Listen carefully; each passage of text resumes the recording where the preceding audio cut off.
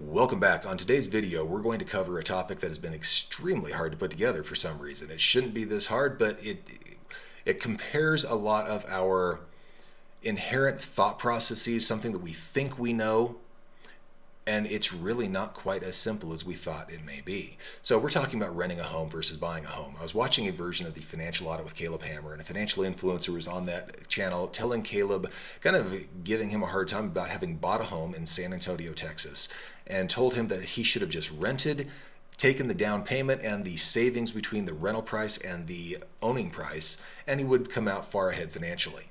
Now, that didn't seem to match the social sentiment that we get every day, where we're told that people that own a home versus buy a home are much better off financially. In fact, if we look at, I bring up my monitor here, just general articles from an AI overview, this actually comes from the National Association of Home Builders. People who buy homes have approximately $396,000 in net worth, where renters have $10,400 in net worth, and homeowners typically possess 38 to 43 times the wealth of renters. Now, how can that be the case if you can actually make more money by renting versus buying? So I ran the analysis first on properties in the San Antonio area. Here's what I did. I picked two homes, one for rent and one for buy, or one for sale, and they're 4.5 miles apart. The neighborhoods appear to be roughly similar, and the homes themselves are similar in design and appeal. So here's the buy home, $745,000, 5-bedroom, 3-bath, 4,300 square feet. Here's the rent homes, $3,700 a month, 5 bedrooms, 4-bath, 4,000 square feet, one more bathroom, a little less square footage. They seem to be fairly comparable. I wanted to take a look at these and see, is it in fact cheaper long-term to rent versus buying, and do the numbers play out? So the first thing to do was build a spreadsheet. Now this spreadsheet took forever because we had to go through a lot of iterations. The numbers, getting them right and putting all the comparisons in, took forever. So here are the inputs. $745,000 buy price. Coincidentally, both of these homes have come down in buy price and rent and asking rental price in the last 3 weeks. This home actually started at $759,000. That rental home started at $39.50 per month. So we're seeing that trend in a lot of different markets right now, where the rental prices are actually coming down and home prices are coming down as well. We're not seeing crashes, we're just seeing declines. In this instance, we're looking at a 20% down payment, 6% interest, and a 30-year loan. The rent, we're looking at $3,700 a month. The rent will increase starting 3 years out, and we'll go up about 3% annually, because that's been the historical average. Now, we do have renter's insurance, annual yard maintenance, and on the property, we do have maintenance as well. So here's the 10-year projections, and this is where it gets really, really interesting. If we start in year one, by the end of the year, that $745,000 house will have gone up 3% to $767,000. You will have your mortgage payment, your interest payment, your maintenance, HOA, etc., taxes, your insurance, and the total cost of ownership of that home for the first year will be $67,000, $323. Now, if we look over at the annual rent, we've got $44,400, the renters and maintenance, for a total rent cost of $46,150. So there's a $21,000 difference in that. And if the renter were to take the down payment from the home, add in the investable difference that he had there would be a $180,000 difference that is then their net worth. The advantage to the renter at that point is $135,000 higher net worth than the property owner, because we'll take this investment value, the investment portfolio here, and subtract the net worth of the property owner. You'll see that trend actually continues over here for a number of years. So coming in here, it does continue, but you'll also see that the amount here, the advantage, declines as we get into those years, until we get down here till about year 11 or 12, where it's still declining, and then in year 14 actually it starts to go back up, where the renter starts to, or continues to, increase their pace of net worth outrunning the landlord or the property owner. Now, I was trying to figure out how that would be, and there's a few factors, but it's counterintuitive. This is not what we're told, where the renter is actually statistically better off renting a place versus buying a place. Now, one of the things could be is over the course of time, you pay less mortgage interest. Now, of course, if you own a home, you should know that you can write off the mortgage interest against your income. And Of course, talk to your CPA. That none of this is financial advice, and your situation may be different. We'll run a couple of different scenarios as we get into this, but you'll be able to write off the interest that you pay as well as the property taxes that you pay up to a certain level.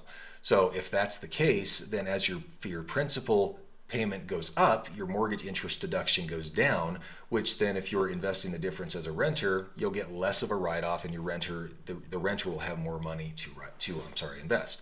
Now, there's a lot of variables that go into this, and let me show you a couple of them. Is in this instance, we're making the assumption that number one, the renter is investing the difference. That historically and statistically does not play out.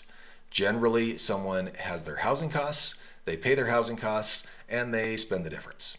Homeowners do it too. They actually have the price of living increase as soon as they get a bonus at their job, or they get a wage increase, a promotion or whatever. They want to increase their cost of living by either buying a new house or buying a new car. That's something that lifestyle creep, as we go through, lifestyle creep is a real thing, and that is probably one of the biggest wealth killers for many people.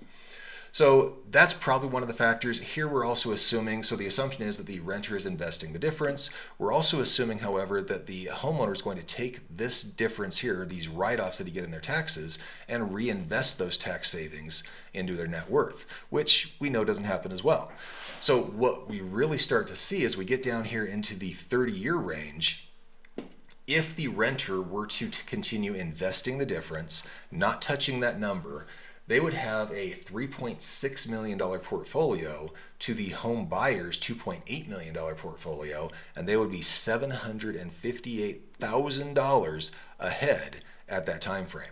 Now, these numbers get a little skewed after that just because of the way the spreadsheet's calculating, but at the year 31, the homeowner will no longer have a mortgage.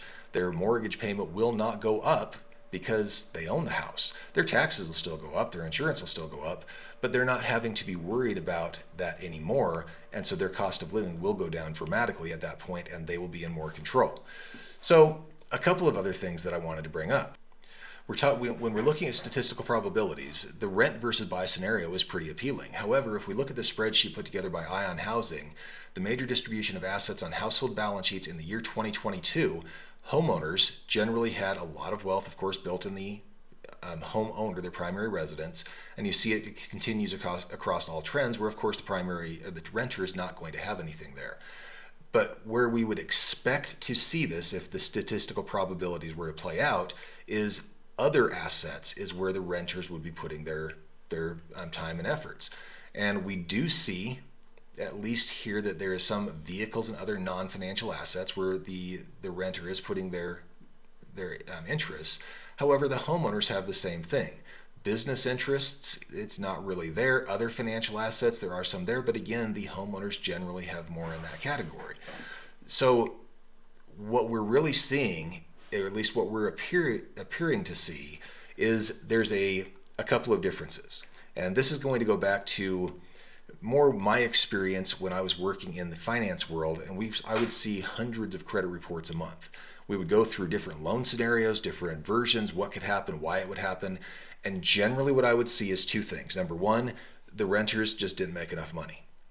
And that was unfortunate. They didn't have enough money to come up with a down payment, or they just didn't have enough money to afford a house, so they lived in the lower income housing. And that is a position where until they get out of that, until they're able to find employment that pays them more and gets them in a different position, they'll be stuck. There were absolutely some of those.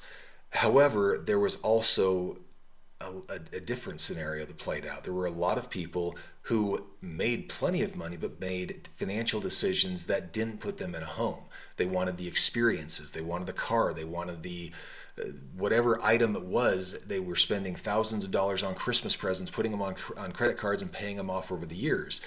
And that was a different mindset of person than what we're talking about, where they're looking at building their wealth. And while statistically we may see on a spreadsheet that buying a home could actually be worse for you than not, generally it was those people's habits and daily decisions that would hinder them. Now, let's look at a few other variations on this, because this is not going to tell the whole story of what generally can happen. $745,000 is not the average purchase price in the United States. So as of right now, the average purchase price is right around $410,000. So let's go with a $400,000 value. And the average rent is not going to be anywhere near $3,700 a month. So we're talking more $1,600 to $1,900 a month. So let's kind of pick a midpoint on that. Let's go $1,800 a month. If we're looking at these same scenarios, let's take the renter's insurance and drop that down to about let's do that. It was $250, let's go to $200 per year. Average yard maintenance, let's drop that down to $1,200 a year. Let's say it's $100 a month. And if we go over here into the projections at that point, we'll see that the numbers still do tend to play out in favor of the landlord, but we need to change some other assumptions. For example, we don't need to have an HOA. The monthly homeowner's insurance in this type of situation is generally going to be more like $85 a month. And the maintenance on a home, 1% is a little high if you're a homeowner and handy at all and doing your own yard work, you're doing your own maintenance, you learn how to fix some things. Yeah, you've got to put a new roof on every 20 or 30 years and you're going to have to do some fencing and stuff like that. But about 0.5% is probably going to be more than reasonable for something like that. Property taxes, generally 6% increases are more of a recent norm, so we're not generally going to see that. Usually it would keep up with appreciation, so let's go down to 3%. And then not everyone lives in Texas or a high tax rate area like Massachusetts or Chicago, and property taxes are generally going to be more around, not 90%, 0.09, so less than 1%. So these are other factors that will probably play in. So if we come into here, now we see that at year 6, we kind of level out. And if you start to take into account all of these other benefits, the property owner actually starts to come out ahead. There's another factor that really comes into play where if a property owner is savvy, especially if you're just starting out and you can be handy at all, instead of buying a $400,000 house, you can buy something that's in not as good of condition for $300,000.